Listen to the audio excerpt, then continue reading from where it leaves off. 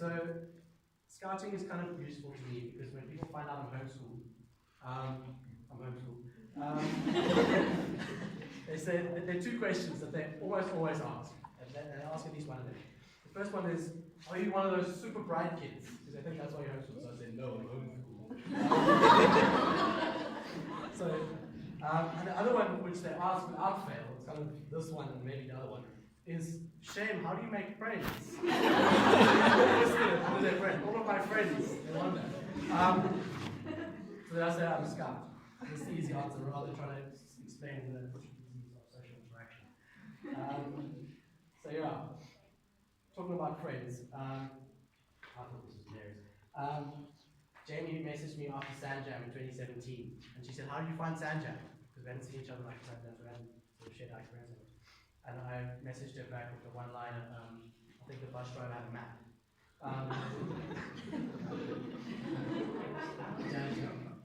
I'm not going to explain it. It's like the map, I'll stop. Yeah, so for most of my years in this troop, when I initially joined, I bounced around patrols because I think I was pretty strong or something. But I was a bird, and then another time, we're all birds, aren't we? Yeah, we're birds. Okay, seals, we're not all birds. Thank you, seals. I was a seal for like 2 weeks, and albatross for a few more. Anyway, but then I settled on being a penguin, or they settled me on being a penguin. And for a long time I was P3, and I had a great guy called Bryn who was my P2, and Jan was my PL. And they were always telling me what to do, and I was quite happy with that because I didn't want responsibility. And then I realized what final responsibility was, and then I didn't want them telling me what to do. And then sadly Bryn left. I think he lives in something west now or somewhere there. So I was APL, or P2 as we call it. Tape Tunkles is an APL. Anyway, that means like advanced patrolling, basically, when I was. So yeah. So I settled on being a penguin, and then Jan turned 18 and left Scouts, and I became the PL of the penguins, or Pukkabona, as I called them. So everyone always knew where to fall in when they shouted Pukkabona. So come out of the tree house.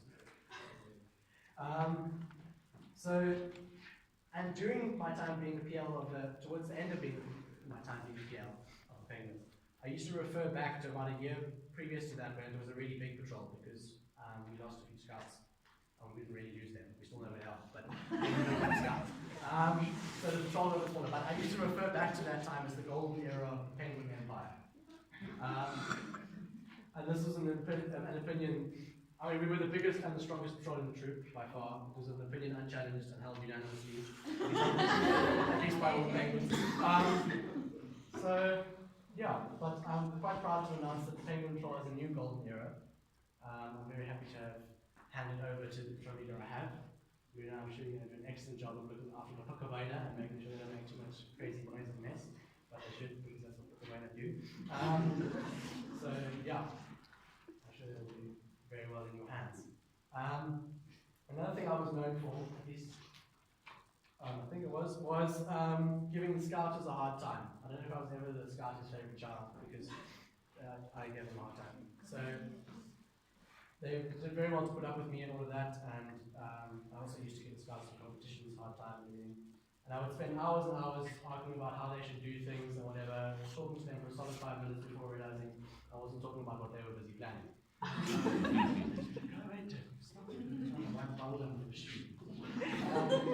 It sticks. One time I spent a good few minutes telling certain Scouts how I thought they should be doing things, and they told me to shut up and eat my chocolate whilst they drove because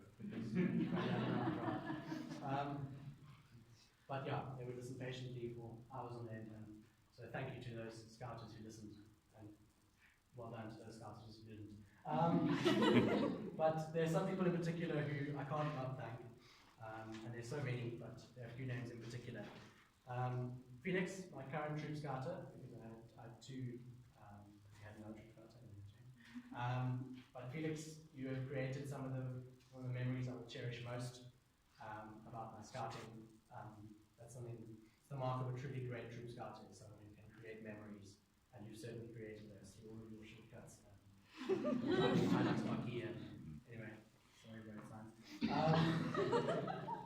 To Tiro for making sure that the troop level admin was always like in top shape and for keeping me humble, because he'd always come in and say like, They stop boasting. Shush.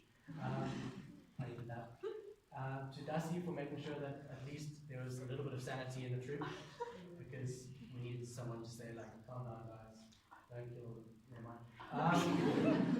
And Viper, our security man, but so much more than that, but for making sure that the scouts at least behave themselves some of the time and look relatively presentable in public.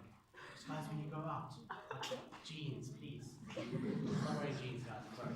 And like a scarf, it's why we wear uniform, not just for fun. Anyway, and Spirit Bear, thank you. You've been, I think, at every scout meeting that I remember. One of the most loyal and the best attendance, certainly better than the scouts. So I'm giving us very hard. Great. I'll thank you later or something. Puma, who was my first troop scouter, he also created a lot of memories and introduced me to the wonders of being a scout. And Mark, who was briefly also one of my scouters, it was great. You really created some of the memories on our first Contiki and made it the great Contiki it was. So thank you. What can I not say? To the regional staff who really do a lot of work, Doc and Greg and the rest of them, who they do all the background admin for the Springbok and everything and make sure that the forms go to the right place, and without them that probably wouldn't happen. I had a number of Springbok examiners who I must thank. Mrs. Bierman for my discussion, and Dingo, who was my hike examiner, Badger who did my meal, Dani who drove out on Saturday morning to come and examine my construction project and watch it being fall over. Mario was my examiner for my service project, and he made sure that my planning was up to scratch, and he sent it back a couple of times. Yeah. And then Felix was my examiner for my camp. So thank you for sort of upholding you to a certain standard and making sure that I did what was right to achieve my framework. And then parents and families, the Dupree family in particular has had a massive role in my scouting. They've done a lot of lifting and moving the trailers and finding anchors for Contiki and just making sure that things run well. So thank you guys. And we won't forget that Buda gave up many weekends of socializing to come to my service project, which I think wasn't so friends. And then Dave Hagen was the person I spoke to about my service project, and he was super enthusiastic to have me working on the Van Spot in Stanford. It's always great when you find someone up and say, hey, I'd like to do this thing, and they're like, yo, let's meet this afternoon. So that was great. And then to the grant manager of one time giving me their keys. I think I gave them back. Anyway, and then no list of thank yous would be complete. In fact, it means more than a list of thank yous. But mom and dad, you guys have really done so many things that I couldn't list them all. Being a parent of a scout includes a lot of jobs, transport and catering and comforting, and so many other smaller things that make all of this possible. And without parents like you guys, I wouldn't have got through this. It was really incredible. So to both of you, I say thank you for getting me into this at age 7 as a cub, and for sticking with me until 18 so that I can stand here and receive this little bit of fabric. It really means the world to me. And this piece of fabric was earned in no small part by the love and care of my family and listening to me complain a lot. So really, I didn't invite anyone here for no reason. I didn't think, oh, I should probably invite them. Everyone here is here because they played a role in my scouting, be it a good friend who's provided joy.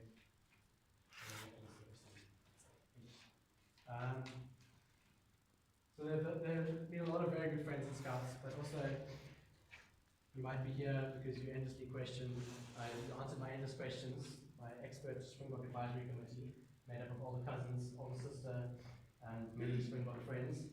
Well done, all of you who received a Springbok and answered my endless questions. Much appreciated.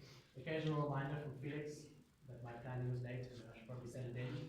I think he once came up to me after parade one day and said, here's your campus next week, and you sent out invites yet.